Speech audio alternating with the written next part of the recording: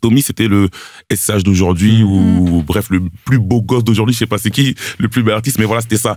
C'est un peu bon, tous ces parallèles. Bon idée d'émission, ça. Un jour, on fera un code review, on élira le plus beau rappeur. Ouais, voilà. Salut tout le monde, c'est le Code Review, épisode 31. 31 comme Evan Fournier au Détroit Pistons. Oui, normalement il porte le 13, mais voilà, là comme il a changé d'équipe, il a dû inverser les chiffres. C'est une info que je vous donne, ça vaut ce que ça vaut, mais nous sommes aujourd'hui là pour analyser le rap francophone en 4-4-2 comme les Mancuniens avec le Roy Keane du Code Review, le milieu irlandais rugueux qui ne lâchera jamais rien, toujours en Timberland, Raph numéro 6 d'Acruz. On est à quelques jours de la Saint-Patrick, j'ai mis du vert, tu me cites un truc irlandais. Parfois la vie est bien faite, comme dirait Samir Hamad, écoutez voilà, l'album. si tu passes pas, c'est ça qu'on veut voir. Et bien sûr, la numéro 7, virtuose et polyvalente, comme le King, Eric Cantona, Sandra, Queen, Gomez. Comment ça va? Ça va au top. Et aujourd'hui, on a un super sub comme Ole Gunnar Solskjaer à l'époque. Il est venu en prêt, le couvre-chef le plus légendaire du rap francophone. Certains rappeurs ne montrent pas leur visage, lui ne montre pas son crâne. Il s'appelait avant de Bouscapé, c'est son nom de famille. Maintenant, il s'appelle Fif Tobossi. J'ai envie qu'on l'applaudisse. Fif est là. Comment vas-tu? Ça va au top, merci. Bête d'intro, incroyable. Ouais, franchement, on fait ça bien. T'es bon. Moi, si je fais ça, je bafouille. Vous avez révisé ou pas ou Non, tout ça c'est de l'impro. là, C'est les X-Men. Ouais, okay. C'est Il Cassidy. Ouais, vous savez vous trouver, ok, d'accord, c'est incroyable. Alors, Fif, tu es là, déjà parce que ça nous fait plaisir. Déjà, ça fait longtemps qu'on s'est pas vu, de mais fou, aussi parce que merci. tu as coécrit une série documentaire, 20 piges des 2 âges d'or du rap français. C'est un peu une sorte d'analyse croisée des 2 périodes qu'on peut qualifier comme des âges d'or, au moins commerciaux, artistiques, ça c'est à débat, mais au moins commerciaux, c'est-à-dire 95-2000, un peu la Skyrock era, quelque part. C'est ça, moi aussi, ouais. Et de 2015 à nos jours, c'est-à-dire la streaming era, s'il fallait vraiment résumer un petit peu tout ça. Il y a 5 épisodes. Thématiques à chaque fois, donc on va pas les spoiler ni les analyser un par un, mais on va essayer peut-être de prendre des thèmes et de raconter un petit peu ce que toi t'as voulu justement faire passer comme message et quelle histoire t'as voulu raconter à travers ça. D'ailleurs il y a un des sujets dans le premier épisode qui est intéressant, c'est un peu la révolution musicale dans le rap, comment c'est devenu facile de produire de la musique, tu sais. C'est-à-dire qu'avant c'était compliqué de sortir des albums. Aujourd'hui on peut enregistrer, sortir un album en quelques heures quelque part. Donc c'est un vrai sujet qu'à aborder. Mais je crois que Raphaël, pardon, on va vite parce qu'en fait on a plein de sujets à aborder avec toi. Donc tu vois, je veux pas qu'on perde de temps. Non, je sais que t'es un homme très pris. Raph, toi tu voulais qu'on commence avec un sujet particulier. Oui, parce que il y a un vrai fil rouge, même si c'est centré parfois sur certains épisodes. Je pense à l'épisode 2 et l'épisode 5 en particulier, mais il y a un vrai fil rouge sur le rapport aux chiffres, au succès à travers justement cette série. Et c'est assez révélateur finalement de philosophies très différentes du premier âge d'or et du second. Il y a notamment de la part de ceux qui ont vécu le premier âge d'or, je pense à Arsenic ou Doc Gynéco, une forme d'insouciance en fait sur cette réussite et ce succès commercial. Ils disaient en fait nous on faisait et c'est arrivé comme ça. Alors qu'on voit beaucoup plus chez les plus jeunes. Il n'y avait pas de carrière de rappeur à l'époque, ça n'existait pas. Exactement. En fait tout était à faire, tout était à défraîchir quoi. Donc on sent vraiment qu'il y a vraiment cette innocence, cette insouciance, et même qu'encore aujourd'hui ils ont ce regard très rétrospectif en disant mais on n'a rien vécu comme si tout était fou quoi. C'est rétrospectivement quoi. Et par contre dès l'épisode 2 on voit déjà ce sentiment de conscience des chiffres chez les plus jeunes. Toi déjà en écrivant cette série, tu sentais que c'était une thématique sur laquelle il allait falloir creuser ce rapport différent entre ces générations? Bien sûr, parce que moi déjà le premier âge d'or j'étais auditeur, ensuite j'ai été acteur pendant très longtemps, et puis après il y a eu le côté où j'ai vu la nouvelle génération arriver, et donc surtout que Bouscapé vous arrivez dans la période entre les deux. Exactement. Ouais. Donc il y a la nouvelle génération et puis j'observe le truc. Donc moi je suis beaucoup connecté avec les anciens, et donc parce que moi j'ai grandi avec eux, c'était mes super-héros, donc voilà. Et puis il y a la nouvelle génération qui arrive, et tu vois que c'est 2 choses totalement différentes, parce que comme on le dit dans le docu, ou même c'est des discussions que j'ai tout le temps off. Eux, ils se disent mais nous on avait 20 ans, on savait même pas. En fait, ils étaient inconscients. Ils savaient pas ce que leur art pouvait ramener. C'est-à-dire que on savait pas que écrire du rap, ça pouvait nous ramener de l'argent. Même on peut le voir dans la série NTM, ou même Lino le dit souvent, il dit mais nous on savait pas qu'on pouvait toucher de l'argent pour faire ce qu'on fait au quartier dans les MJC quoi. C'est-à-dire que nous on pensait leur mettre des carottes aux maisons de disques, mettre des carottes aux tourneurs et tout, parce qu'ils nous payent des grosses sommes pour faire ça. Et aujourd'hui la nouvelle génération, elle est consciente de ça, de ce qu'elle peut. Elle met des carottes pour de vrai. Voilà. Et du coup ils arrivent en mode j'allais dire braquage, mais non, en fait ils négocient leur contrat, ils connaissent leurs valeurs, ils savent qu'ils peuvent ramener, donc ils ramènent même des avocats. dans le premier âge d'or, je pense pas qu'ils aient ramené un avocat pour des contrats. Donc du coup, il y a cette nouvelle génération qui est consciente de ce qu'ils peuvent avoir, de ce qu'ils peuvent ramener. Et mais tout ça, c'est grâce aux premiers. Parce que souvent on dit ouais, les anciens n'ont pas fait de transmission. Mais ils avaient 20 ans. Ils étaient tous millionnaires. Ils ont bâti les fondations pour ce business, quoi. Pour que la nouvelle génération puisse pouvoir jouir de tout ça. Et c'est pour ça que je pense que la nouvelle génération devrait prendre ça avec philosophie, se dire bon, les anciens quand même, ils ont pavé le chemin. Il y en a qui n'ont pas mangé, très peu mangé. Il y en a qui se sont fait arnaquer. Pour que nous, justement, on puisse pas se faire avoir et bien dealer tous nos deals avec les marques, les tourneurs, les maisons de disques, etc. D'ailleurs, juste avant de vas-y, sur les chiffres, parce que Doc Gynéco dit même qu'il sait même pas combien de disques il avait vendu. Donc c'est quand même assez révélateur. Là où on sait exactement combien de toutes les semaines à l'heure près. Je me souviens que Driver nous avait dit aussi qu'il savait même pas combien son premier album, qui avait des gros singles dessus, avait fait en première semaine. C'est une info qu'il n'a jamais eue. Donc c'est quand même une grosse différence aussi. Et du coup, ce qui est intéressant, c'est que il y a à la fois cette prise de conscience de la part de la jeune génération que c'est un business, et en même temps, on sent chez certains aussi une forme de lucidité sur cette course aux chiffres, cette réussite économique. Ça crispe aussi la musique. Je prends par exemple l'exemple de Kershak qui dit que l'argent, ça apporte aussi un mauvais côté, ça te fait regarder la musique autrement. Il le dit un peu comme ça à un moment donné. Et surtout, je pense à ce que dit Flemme, où il dit la compétition sur les chiffres, au final, elle est pas saine.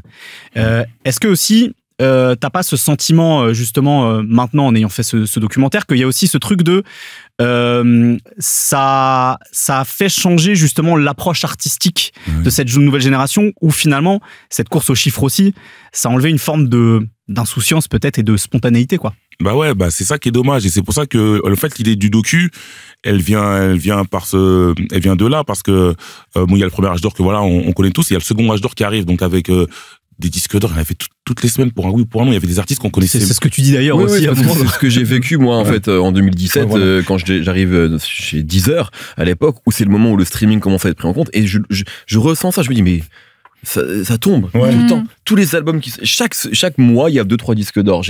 Et c'est incroyable, effectivement. On a l'impression que ça n'a pas de valeur, en fait, finalement, parce qu'il y avait que ça. Et donc, du coup, là où à l'époque c'était magique, un tel a fait disque d'or, disque de platine, c'était un événement. Comme quand des gens faisaient des Zénith ou des Bercy. Aujourd'hui, il y avait des gens, ils ont des notifications, je suis disque d'or, je suis disque de platine. On se dit, bof. Donc, et justement, c'est ce qu'on voulait raconter, que, tu vois, t'as le côté aujourd'hui, les gens c'est des comptables, c'est-à-dire ils font d'abord du business, études de marché, ils font des sons TikTokables. Après, c'est leur ère, donc voilà, c'est comme ça. Mais moi, je voulais pas cracher sur la nouvelle génération parce que je fais partie aussi de cette génération. Eux, ils vivent avec leur temps. Mais ce qui est intéressant, c'est que eux-mêmes ont cette lucidité-là. En tout cas, je pense à ces deux artistes-là qui disent, au final, est-ce que c'est sain? Tu vois, ce truc des chiffres et de. Parce que tout est chiffres, toi, les likes, les vues, voilà, les streams. Donc du coup, les gens pensent plus aux chiffres qu'au côté artistique, à vouloir faire, je sais pas, un classique, un bon morceau, un morceau qui dure, qui perdure. Donc ça qui est dommage. Et dans le premier âge d'or, justement, il y avait cette insouciance de, on connaît pas les chiffres, mais il y avait cette compétition saine. Les gens, en fait, dans le premier âge d'or, il voulait faire le meilleur morceau, le meilleur album. Il y avait ce côté, la meilleure punchline. Déjà, à l'époque, on parlait même pas de punchline. Exactement. C'est le meilleur morceau, en fait. Ouais, c'est ça. La meilleure performance. C'était ça la compétition, et on jugeait les albums sur ça. Et c'est pour ça qu'aujourd'hui les albums ils durent. Tu vois, moi j'écoute l'album d'Arsenic, je l'écoute souvent, l'album de Gynéco, il y a plein d'albums de l'époque qu'on écoute aujourd'hui. Mais ça c'est un autre sujet. Est-ce que c'est pas aussi parce qu'il y a une forme de nostalgie? Et après, la question plus large que j'aimerais poser, c'est parce que là, dans ce qu'on est en train de dire, effectivement, il y a une comparaison entre deux générations avec des choses qu'on peut regretter dans ce qui se passe actuellement, mais on pourrait laisser penser que l'idée, en tout cas, que c'était mieux, que tout était mieux avant. Est-ce que c'est ce que tu... Non, mais je préfère poser la question parce que sinon, dans ce qu'on est en train de dire, c'est ce que les gens vont retenir peuvent retenir de ton propos, en tout cas. T'as raison, parce que tu vois, comme je t'ai dit, moi, je suis encore actuel, je suis encore là, j'écoute ce qui se fait, et c'est mon milieu, c'est mon game. Et quand je fais cette série documentaire, c'est justement pour pas passer pour un vieux con. Je voulais expliquer justement les deux périodes qui ont brillé, et les deux époques, elles sont incroyables, elles sont formidables, c'est un truc de fou. Mais je voulais faire comprendre l'évolution des choses. Avant, tout à l'heure, tu l'as dit en intro, c'était beaucoup par le prisme de la radio. Si tu passais pas en radio, t'es mort. Dans le deuxième âge d'or, plus besoin vraiment de la radio. Tu peux développer ton truc tout seul. Au niveau même que ce soit au niveau des concerts, bref, au niveau plein de trucs, je voulais montrer l'évolution, ce qui a changé un peu, ce qui a évolué ou ce qui est resté. Donc, c'est pas un documentaire de vieux cons, c'est vraiment expliquer que à l'époque ça tuait et aujourd'hui c'est très bien et ça tue encore, mais c'est juste une autre manière. Donc après oui, moi je suis de la première époque, donc des fois dans mon discours, tu vois, je sors l'album d'Arsenic, l'album d'Ayam, École du micro d'argent, et c'est vrai que dans le deuxième âge d'or, il y a peut-être moins d'albums que je pourrais citer qui m'ont traumatisé, qui m'ont marqué, mais même s'il y a de très très bons albums, mais effectivement c'est peut-être un truc aussi de. Je pense moi comment tu vis le truc, je pense qu'on n'est jamais autant, comment dire, impressionné quand on est jeune. Je pense que les gens qui ont découvert PNL, ils vont nous parler de que la famille, de A7 et de je sais pas, tous ces albums-là. C'est l'âge où on se construit. Exactement. Aussi. Et le rap a une place très importante dans la construction. C'est la bande-son de ta vie, Moi, je pense que demain, le plus grand album de rap au monde peut sortir. Je vais toujours préférer Ready to Die ou l'École du micro d'argent. Parce qu'en fait, je les ai écoutés à un moment de ma vie. En fait, il y a ça aussi qui joue dans le souvenir et dans l'appréciation d'une époque. Par rapport au fait que le rap c'était mieux avant, il y a aussi l'aspect rap reflet de la société, qui est un des épisodes qui s'appelle comme ça justement. Faut aussi comprendre que c'est à l'image de la société qui s'est accentuée dans le capitalisme en fait. Sûr, le rap, il est vu aussi comme une manière de s'en sortir. Et la débrouillardise, qui a toujours été un sujet important dans le rap, aujourd'hui, ça passe aussi par faire de la zumba facile, parce que c'est aussi comme ça que tu peux réussir ta vie, que tu peux t'en sortir. C'est un moyen de s'en sortir aujourd'hui. C'est un moyen de s'en sortir. Et en fait, c'est décorrélé du thème, des thématiques qui sont abordées. Donc forcément, ça a l'air beaucoup plus léger dans les thématiques, c'est des rythmiques plus dansantes, etc. Mais l'intention, c'est la même, c'est de s'en sortir. Et je pense qu'en ça, c'est toujours le même socle en fait pour le rap, c'est la débrouillardise de s'en sortir pour aussi des populations qui sont toujours mis au banc de la société, parce que ça c'est quelque chose qui n'a pas évolué depuis 30 ans. Et d'ailleurs il y a quelque chose d'intéressant que dit le Juice, c'est-à-dire qu'à un moment donné il y a cette question de le rap a changé, est-ce qu'il a changé toujours en bien, notamment je pense à Eric Bellamy de Nueva qui dit ça, qui pose la question en fait de la responsabilité des rappeurs dans ce qu'ils racontent dans leurs textes, est-ce que aujourd'hui il manque pas quelqu'un de la jeune génération qui porte un message fort. Et en contrepartie, le Juice dit un truc intéressant sur la misogynie. Il disait, en fait, pour moi, la meilleure manière de combattre la misogynie, c'est de montrer ma réussite, en fait. Et c'est de réussir économiquement. Et à la fin de l'épisode 5, il y a toute cette réflexion sur le rap a gagné, cette espèce de phrase qu'on entend souvent, mais qui est cette victoire un peu économique, finalement. Mais en fil rouge, il y a aussi toujours des moments où on a gagné, mais à quel prix? Tu sais, le truc un peu de Thanos, tu sais. T'as gagné, mais qu'est-ce que t'as perdu, en fait? Exactement. Est-ce que toi aussi, avant même, disons, ces interviews, tu te posais la question sur raconter et faire le parallèle entre ces deux époques sur qu'est-ce qu'on n'a pas aussi perdu au change, tu vois, avec cette réussite économique. Mais clairement, mais après, je pense que j'avais tellement la tête et tout dans les rushs et dans tous les trucs, donc je sais plus trop ce qu'on m'a laissé, mais à plusieurs reprises, on m'a dit, moi, c'est ce que je dis aussi souvent, pour moi, on n'a pas gagné, on a perdu même. Et je crois Angelo il le dit, je crois il le dit aussi. C'est Angelo, tout à fait, ouais. Angelo aussi le dit, et je suis d'accord avec ça. Pour moi, aujourd'hui de Live Nation. Voilà, exactement. Angelo, le patron de Live Nation.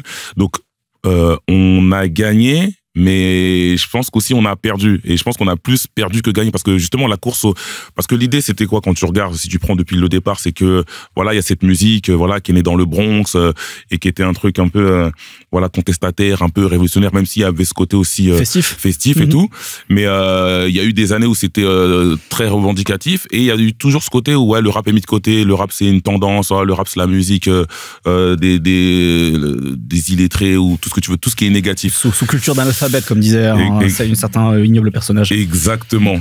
Et au fil du temps, on s'est énormément battu. Hein. Finalement, quand on dit on a gagné, ça date d'il y a pas très longtemps, tu vois. Quand j'ai gagné, je mets des guillemets, alors qu'on a eu le premier âge d'or avec tous les succès qu'on connaît, avec tout ce qu'il y a eu. Et après, il y a eu ce creux, il y a eu ce truc où le rap a eu du mal à se faire accepter. Et là, Le rap, il est partout. C'est pour ça qu'on dit, on a gagné enfin par rapport au fait qu'on a toujours été mis de côté. Maintenant, on est partout. Les enfants, même des plus grands, on peut dire, des plus grands racistes, j'ai le droit de dire ça. Tu peux le dire. Tu peux dire ce que tu veux. Non, mais c'est, voilà, même les enfants de ces personnes ignobles kiffent le rap, adorent le rap. Mais ça, c'est marrant parce que j'avais un échange hier avec quelqu'un, j'animais une écoute, et en fait, en plus là, au moment où on enregistre, il y a tout un débat aussi sur le public rap, sur même les espèces d'accointances avec certains rappeurs potentiellement avec l'extrême droite, etc. Et c'est vrai que la personne me disait, mais en fait, parce qu'on parlait de Nekfeu hier, pour le coup, Nekfeu, c'est quelqu'un qui a toujours été très clair politiquement. Et qui ne s'est, c'est toujours été d'une clarté irréprochable là-dessus. Et ce que je répondais à la personne, c'est qu'effectivement, c'est un peu le sens de l'histoire quand un genre underground devient populaire. C'est qu'en fait, forcément, on peut le regretter. On peut se dire qu'on a perdu quelque chose, mais on a aussi voulu. En tout cas, beaucoup de gens ont voulu que le rap devienne ait cette place-là. Et quand tu as cette place-là, tout le monde te regarde, tout le monde t'écoute. C'est comme, tu sais, j'en sais rien, moi, je pense que je suis assez sûr que Scorsese est pas facho. Peut-être qu'il l'est. Ça me ferait beaucoup de mal. Mais je pense qu'il y a énormément de gens d'extrême droite qui kiffent Scorsese. En fait, ça ne lui appartient plus. Genre, en fait, aujourd'hui, le rap est un peu en train de devenir un sujet de discussion à table. Tu vois, et c'est d'ailleurs typiquement le cas aujourd'hui. Alors c'est pas une rappeuse, mais même si elle est avec nous, on l'aime, avec Aya Nakamura, c'est ce qui se passe. C'est-à-dire qu'en fait, on en parle à table. Parce qu'elle représente, il y a des choses qui la rapprochent. Avant, on parlait pas de ça. On parlait pas du rap en famille. Maintenant, c'est un sujet de société comme le foot, donc. Dans les gens qui le suivent, il y a aussi des gens qui sont pas avec nous à la base. Et ça, c'est une conséquence. Presque. Et c'est une conséquence qui est presque inévitable quand un genre devient populaire, en fait. Et c'est très compliqué à éviter, malheureusement. C'est très compliqué à éviter. Et c'est pour ça que quand on dit on a gagné, dans le sens où on a gagné le côté culturel, maintenant c'est nous, on est partout, ils peuvent pas faire sans nous, que ce soit les festivals, les radios, c'est la vision économique que porte quelqu'un comme Chulvanich, par exemple, dans le documentaire. Voilà, c'est ça. Mais après, de l'autre côté, comme on n'a pas maîtrisé notre truc, et comme j'aime dire souvent, c'est ça la beauté du rap, tu vois, la magie du rap, c'est que tout le monde peut rentrer dans le rap et tout le monde est la bienvenue, tu vois. Mais de l'autre côté, jusqu'à quel point c'est que justement tout le monde peut rentrer, donc t'as tout et n'importe quoi.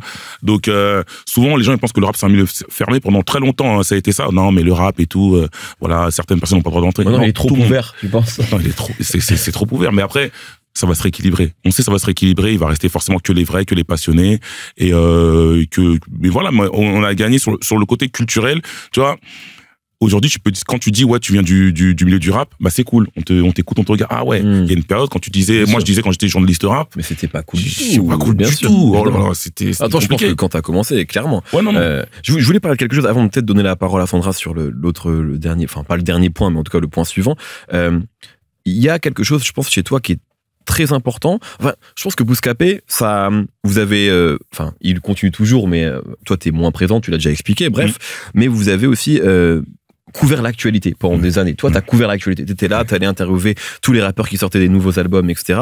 Et j'ai l'impression que depuis quelques temps, c'est très important pour toi de parler de transmission. Justement, t'as un programme qui s'appelle Patrimoine Zère. Même dans l'édition qu'on a pu avoir en off, je sens que ce qui t'anime aujourd'hui, c'est moins couvrir le dernier album du rappeur à la mode, mais vraiment essayer de faire ce travail-là. D'où ça te vient? Est-ce que c'est parce que tu as l'impression qu'on l'a peut-être pas assez fait aussi, que les médias l'ont pas assez fait, Bouscapé comme d'autres, comme nous, comme tout le monde. Qu'est-ce qui fait qu'aujourd'hui, pour toi, ça semble important? J'ai l'impression que ton travail dans le rap, en tout cas, c'est surtout ça aujourd'hui. C'est bosser sur la transmission et de ce patrimoine. Exactement. Tu sais, déjà de base, à la base, moi j'ai toujours aimé l'histoire, même si j'ai pas toujours eu des bonnes notes, mais j'aime bien comprendre le contexte des choses, comment c'est arrivé, pourquoi, comment et tout. Tu vois, par exemple, tu prends, je sais pas, une paire de Jordan, on peut dire des marques ou pas? Oui. Tu peux dire, mais pardon. Tu peux tout dire. Tu vois, on prend des Jordan, si je prends, tu sais, moi, t'as vu, je mets des Jordan, depuis que j'étais fan, je suis fan de Michael Jordan encore en ce moment, je regarde son docu, j'aime beaucoup Michael Jordan. Et j'ai beaucoup de Jordan chez moi, je mets des Jordan, ma fille, elle me regarde, papa, tu mets des Jordan toi aussi? Ouais, je t'avais déjà vu parler de ça. J'ai dit, mais attends, c'est une blague. J'ai dit, attends.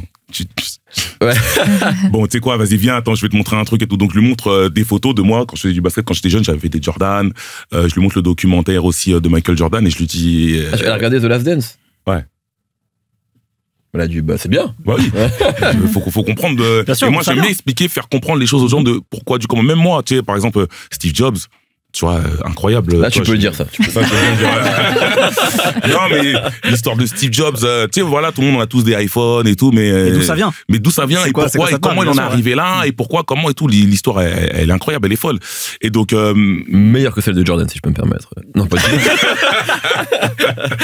Je plaisante.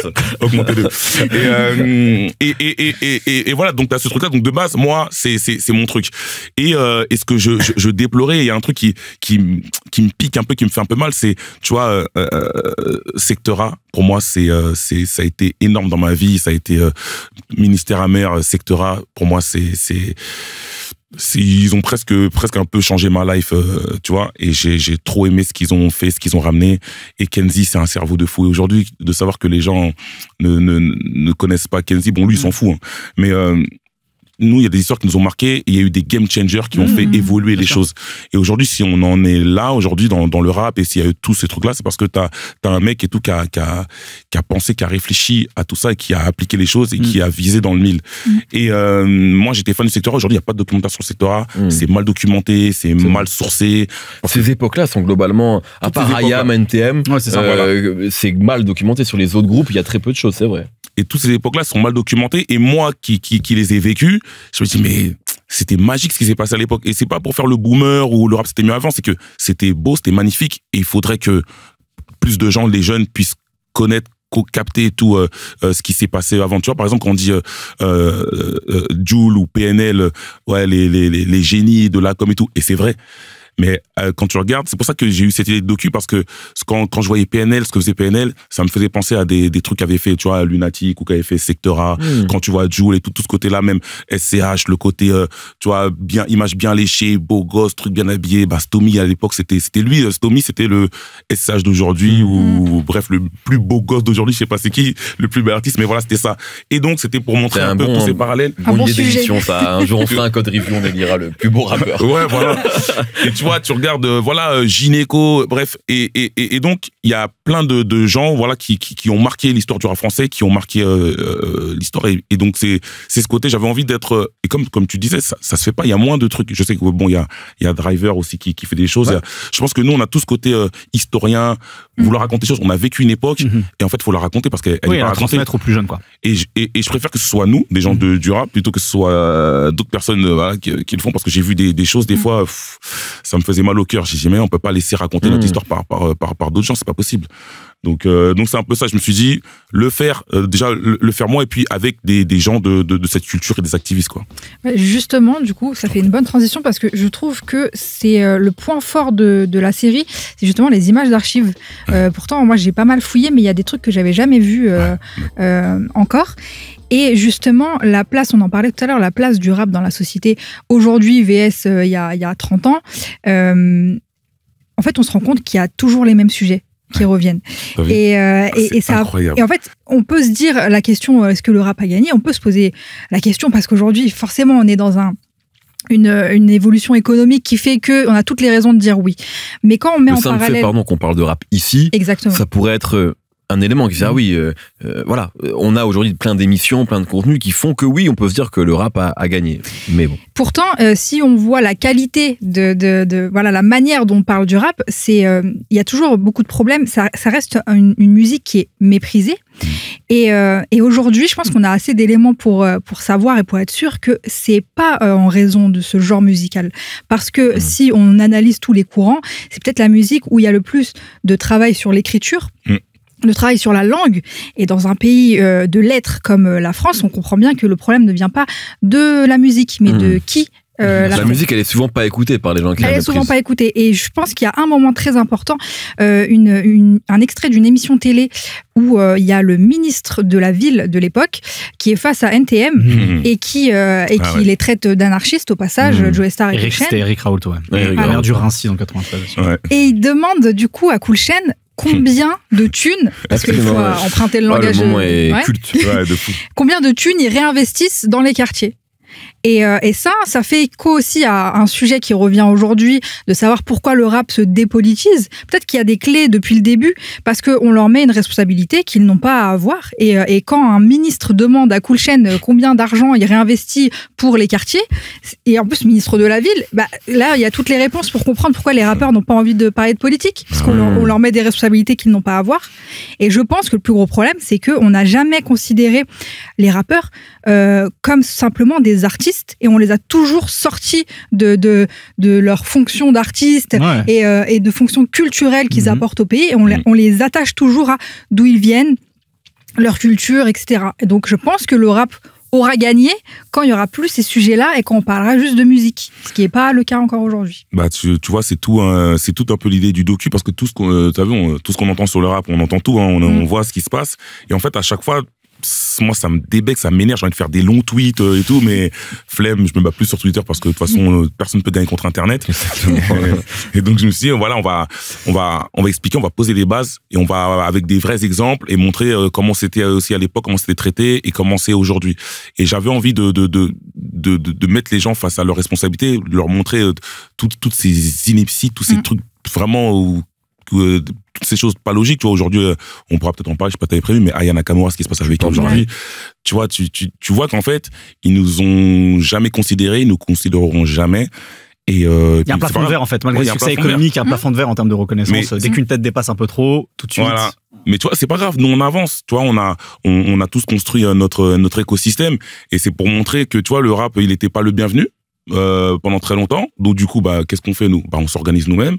Donc voilà, tout à l'heure c'était Jul, PNL, mais voilà, je prends les plus gros, hein, mais voilà, t'as plein d'indés qui se sont organisés. Et du coup, le rap, et ce qu'on voulait montrer, c'est que le rap aussi, il a redéfini des codes de communication dans la société, la manière de faire les choses. Beaucoup de gens maintenant s'inspirent du rap pour communiquer, pour faire tout ça, et c'est ce qu'on voulait montrer. Mais malgré ça, on nous considère pas. Mais c'est pas grave, on s'en fout, parce que à la base le rap n'est pas là pour se faire aimer, mais c'est marrant, et surtout à chaque fois le traitement qu'on fait aux personnes de ces cultures-là.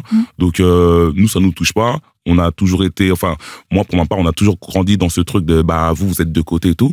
Et comme j'aime dire, voilà, c'est pour ça que moi avec mes amis on monte Bouscapé, parce que il faut qu'on puisse aussi monter un média et qu'on puisse s'exprimer, parce que si on avait été, enfin je pense pas qu'on nous aurait pris, parce qu'il y avait tout un truc de code de journaliste pour pouvoir rentrer dans certaines rédactions. Donc du coup voilà, et ce qui est fort aujourd'hui, c'est que je pense toi aussi Mehdi, vous devez tous recevoir des stagiaires ou des gens qui veulent être journalistes rap. Ça n'existait pas avant, journaliste rap. C'était journalistes. Aujourd'hui, les gens veulent devenir journalistes rap. Et ça, c'est fort. Et les journalistes rap peuvent vivre de leur métier. Et tu vois, elle est là aussi la victoire, tu vois. Donc, on a tous contribué à ça, et c'est ça qui est génial.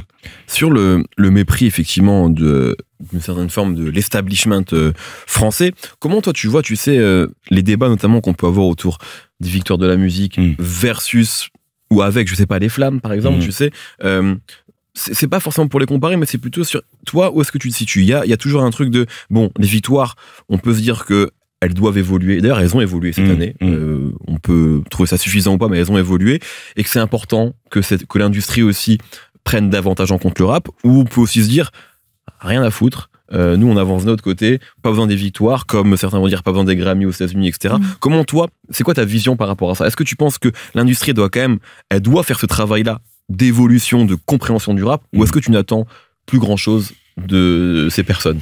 Bah tu sais, comme nous tous, les anciens et nous, moi, ma génération, on a toujours été dans ce truc de voilà, on est là, on fait partie du paysage, on fait de l'art, voilà, on vient postuler, quoi. Et après, quand t'es mal reçu, 1 fois, 2 fois, 3 fois, 4 fois, tu t'organises et tu te dis, bon, en fait, on est là, on essaye de plaire à des gens qui nous aiment pas. Ouais. Donc, au final, il faut qu'on puisse se dire, tant pis, faisons le mais truc. c'est injuste. Bah oui, c'est vrai. Quand t'es Nino, ou je ne sais, au Nino, et que t'as pas de victoire de la musique alors que t'es le numéro 1, c'est injuste. Tu vois, on peut se dire, enfin, je sais pas. C'est vrai, c'est injuste, mais moi, tu vois, j'ai cette phrase de X-Men qui trotte dans ma tête depuis, qui me sert de mantra à la fin de Retour aux Pyramides. Faut qu'on s'organise. Il faut qu'on s'organise, qu'on crée nos propres trucs.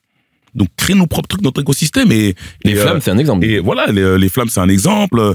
Tous les médias qui ont été montés, tu vois, tu regardes le nombre de médias rap, il y a pas ça dans d'autres domaines. Tu vois, il y a pas ça dans le cinéma, il y a pas ça dans, je sais, Non, c'est vrai. le nombre d'acteurs d'autres genres musicaux, dans d'autres genres musicaux, il y a pas, ça n'existe pas. Donc le rap n'était tellement pas invité à la fête, on nous invite tellement pas qu'il a fallu qu'on crée nos propres trucs. Et finalement, le fait d'avoir créé nos propres trucs, c'est génial en fait. Et les gens s'inspirent de nos choses. Donc moi, je suis dans un truc de tant pis, moi, ça m'intéresse pas d'aller chez vous. Si je viens chez vous, vous nous respectez à notre juste valeur. Sinon, tant pis, on fera comme on a toujours fait depuis le départ.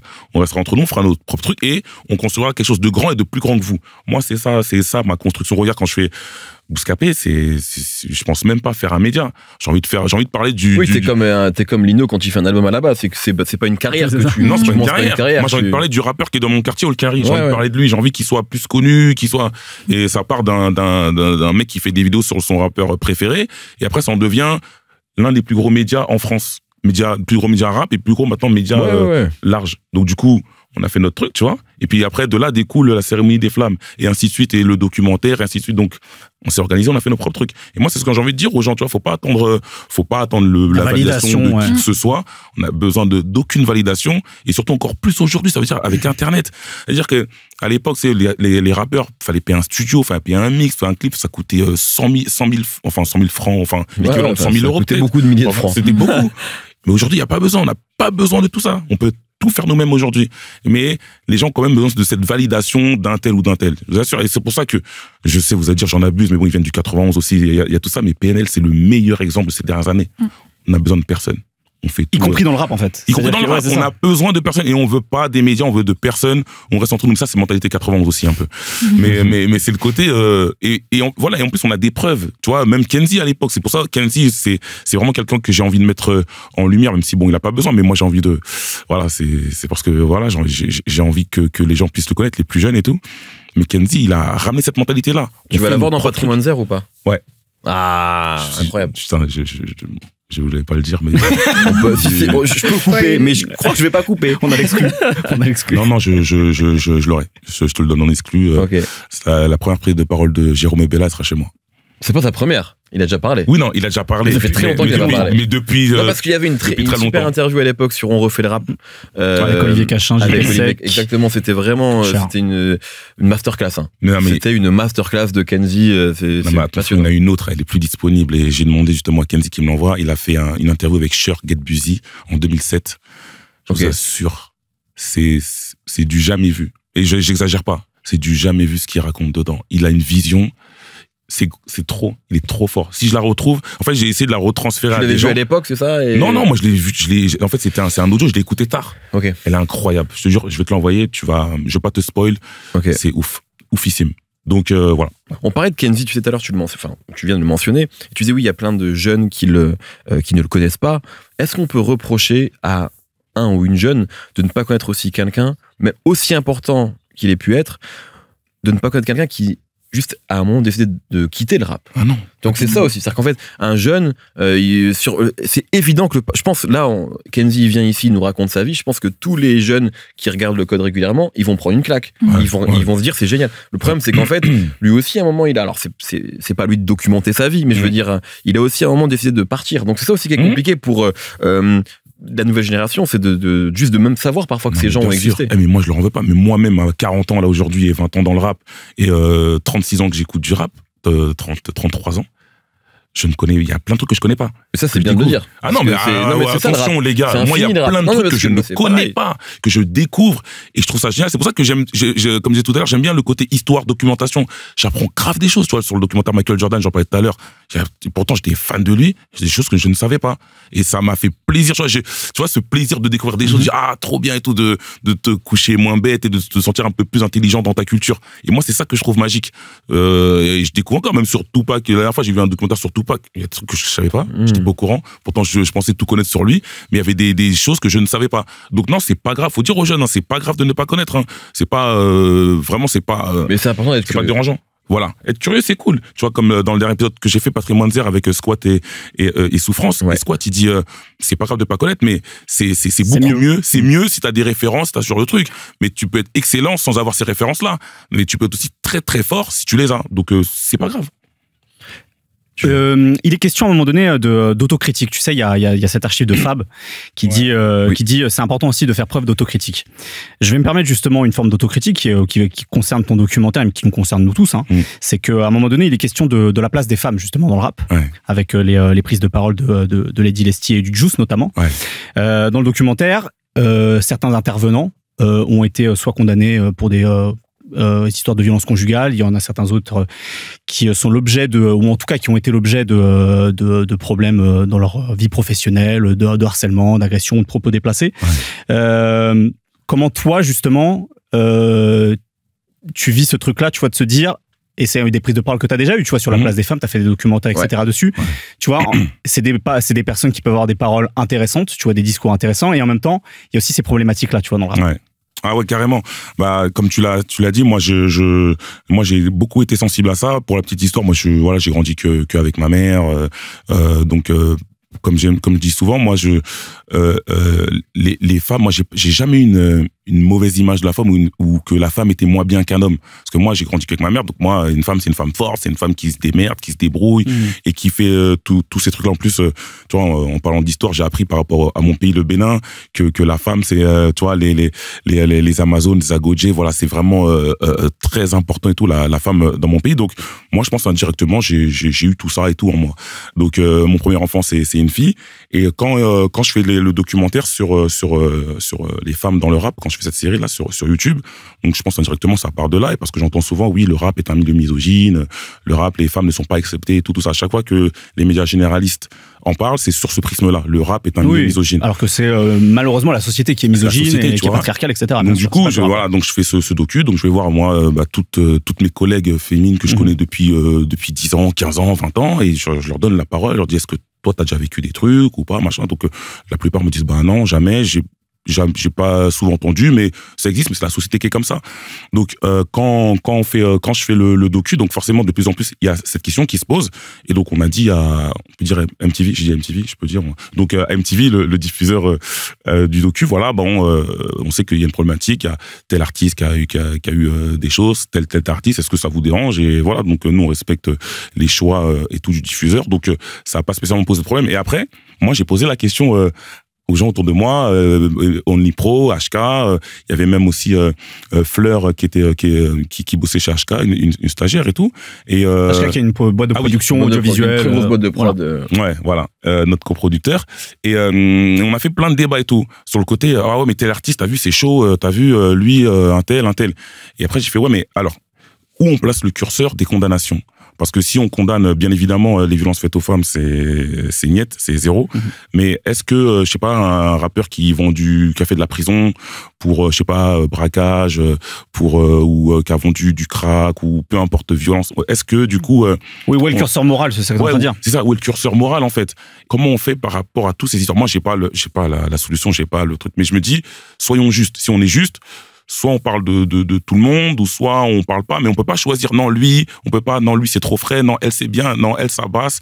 Donc, en fait, je sais pas, donc on a essayé d'être le plus juste possible, et après voilà, parce que sinon si on fait ça, il y a plein de gens dont on peut plus parler, et après je pense que c'est la prochaine étape pour le rap, justement, parce que là on revient sur le rap d'avant, le rap d'aujourd'hui. Je pense que le rap de demain ne pourra pas faire sans ces questions-là qui sont super compliquées et auxquelles on n'a pas les réponses instinctivement, et je comprends, il y a toujours du cas par cas à étudier, mais on pourra pas, en fait, le rap ne pourra pas avancer ne pas avancer au rythme de la société, en fait. La société se réveille sur plein de sujets, le rap devra coller à ça. Sinon, justement, ce sera la seule fois où le rap ne colle pas justement avec ce que le peuple ressent. Et ça va être des questions qui vont être importantes. Je pense qu'il y a des artistes qu'il faut pas forcément invisibiliser, mais dans des documentaires, peut-être choisir de manière à ce que tout le monde se sente à l'aise à regarder ça. Après, c'est une autocritique à faire pour tout le monde. Dans le monde des médias, il faudra se poser ces questions dans les prochaines années, je pense. C'est pour ça que je dis soyons justes, mais moi j'ai pas la réponse, et c'est des discussions, et il faut aller dans ce sens-là. Tu vois, tout à l'heure j'étais au téléphone avec Stéphanie Binet là, justement, journaliste du Monde, journaliste du Monde. C'est pour ça que j'ai mis un peu de temps à rêver, et elle me disait là, c'est bien, Fif, c'est bien, Fif, dans ton documentaire, il y a 6 femmes. Moi, j'ai même pas compté. Et c'est elle qui me dit, il y a 6 femmes. Je fais, tu les as comptées et tout? Et tu vas le notifier dans ton article? Elle fait, bah oui. Bah, je crois dans les documentaires, il y a toujours qu'une seule femme. Je te dis honnêtement, j'ai fait la même chose parce que c'est malheureusement, il n'y a pas beaucoup de femmes dans les documentaires quand on parle de rap. Donc ça résulte d'un vrai sentiment justement d'invisibilisation. Donc on est content quand il y a des femmes qui sont invitées à parler aussi. Je pense qu'il faut aller dans ce sens aussi. Ouais. Et bah, tu vois, ça, je l'ai même pas fait exprès, tu vois. Tu sais, moi, je vois pas les gens avec leur genre. Moi, je vois, tu sais, c'est mentalité hip-hop. Si t'es fort, vas-y, tu viens, tu rentres et tout dans la danse. Après, je calcule pas, donc je savais pas qu'il y avait 6 femmes. Et donc, voilà, elle va notifier dans son article. Mais moi, je vais dans ce sens-là. Moi, je sais pas si je suis grave engagé, je sais pas, mais en tout cas, c'est en moi, quoi. Ouais, en tout cas, sur cette question-là, oui, je pense, exprimer une forme d'engagement depuis quelques années. Ouais, voilà, tu vois. En faisant du contenu autour de ça. Et avant que ça devienne hype, hein. Tu vois, on est d'accord, hein. Non, mais bon, je suis pas d'accord. Moi, je le dis. C'est-à-dire que moi, quand je commence à faire ce sujet-là, on n'en parle pas énormément. Donc, moi, j'en parle. Après, j'essaie justement de ramener un peu ma pierre à l'édifice, mais je pense que c'est tous ensemble qu'il faut travailler sur tous ces sujets-là. Moi, j'ai pas la solution. Moi, je fais comme je peux. Voilà, comme vous avez pu le voir, j'ai mis, il y a 6 femmes dans mon docu. Dans le prochain, peut-être ce sera. Le sujet est je veux dire, le sujet justement de la place des femmes dans le rap, il est traité, il est pas mis. Voilà, et donc voilà, c'est un truc moi qui me plaît, et franchement, je pense que voilà, il faut faire ça, parce que moi, j'ai une fille, et moi, j'ai pas envie qu'on raconte n'importe quoi à ma fille, qu'on dise voilà, ton père, c'est un milieu sauvage, il frappe les femmes, tu vois, tout ça, donc qu'on puisse se rendre dans une safe place. Mais bon, c'est un combat tous ensemble qu'il faut mener. Alors, au moment où on enregistre, le docu sort demain. Ouais. Donc au moment où vous voyez ça, il est déjà sorti. Et la question que j'ai envie de poser, plus personnelle, c'est est-ce que du coup, c'est un peu peut-être ton moyen aussi de revenir dans le rap. Je dis pas que tu l'as quitté, mais en tout cas, pour nous, t'es plus là. En tout cas, en termes de contenu. Oui, documenter, c'est un truc qui me plaît. Donc là, il y a la série documentaire qui sort. J'en ai pas d'idée de deuxième. J'aimerais bien faire une série. J'ai une idée de série, tout dans ma tête. Fiction ou de fiction, ouais, de fiction, pardon. Après, c'est long, hein, ces trucs-là. Mais voilà, j'ai raconté des histoires. Voilà, c'est vraiment mon truc, ouais. J'ai envie. Merci beaucoup, Fif. Déjà? Ouais. On était à la mi-temps, là, les gars. On a déjà tout balayé, là. Bah non, on n'a pas tout balayé, mais justement, je pense que l'important, c'est aussi de donner. Non, on n'a pas tout balayé parce qu'il y a beaucoup de choses. Ouais, c'est pour ça. Il faut pas tout spoiler aussi. Il faut donner envie aux gens de regarder. En tout cas, je pense que c'est important que ça existe, que ce soit fait par toi. Franchement, enfin, par vous, t'es pas tout seul. Mais en tout cas, bien sûr. Par toi et même Omnipro qui est derrière. Ouais, non, mais il faut préciser. Alors, ouais, c'est vrai, à chaque fois, je suis dans mes trucs et j'oublie. C'est important parce que, bien évidemment, le documentaire, je l'ai pas fait tout seul. Donc, j'ai des coproducteurs. Donc, il y a un réalisateur aussi. Ouais, j'ai OnlyPro en coproducteur et HK Corp. Et aussi, on a pris un réal, Lionel Irley. Donc, Lionel Irley, anciennement Greg Elio. Absolument. Parce que, voilà, moi, j'ai l'idée de mon truc, j'écris, mais après, moi, c'est nouveau pour moi aussi, tout ce qui est documentaire, tout ce qui est, voilà. Et si esthétique à la forme, quoi. Voilà. Et si j'avais été tout seul, j'aurais fait un truc très spé avec ma vision à moi. Et c'est pour ça que quand on a appelé Lionel Irley, on avait ce côté, fallait sublimer le truc. Ouais, et puis, très beau. Et c'est pour ça, il a réécrit aussi. Donc, il a été super important. Donc, voilà. Et Lionel Irley, pour ceux qui connaissent pas, voilà, bah, c'est lui qui a fait le clip basique d'Orelsan avec Greg, son collègue Greg Elio. Il a fait le clip aussi Mona Lisa de Booba. Et puis, il a fait là les clips, mais pour situer aux gens qui est Lionel Irley. Donc, voilà, j'ai une superbe équipe autour de moi.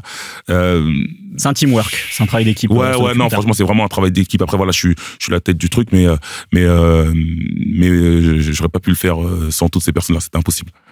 Trop bien. Ouais. Merci beaucoup, Fif. Merci pour l'invitation. À très vite, on se revoit pour notre doc ou la fiction. Ouais, faut qu'on fasse. Voyons-nous, échangeons ça. Patrimoine zéro aussi. Exactement, patrimoine zéro, c'est vrai. Avec un jeune journaliste et tout aussi, on peut trouver un. Non, mais moi avec Cachin comme ça, j'ai l'impression d'être le jeune. Pas avec un jeune, ça va me faire du mal. Ça va me faire du mal. Bon, merci beaucoup, Fif, doc disponible. Et nous, on se retrouve très vite pour un nouvel épisode du Code Review. Des bisous, à très vite.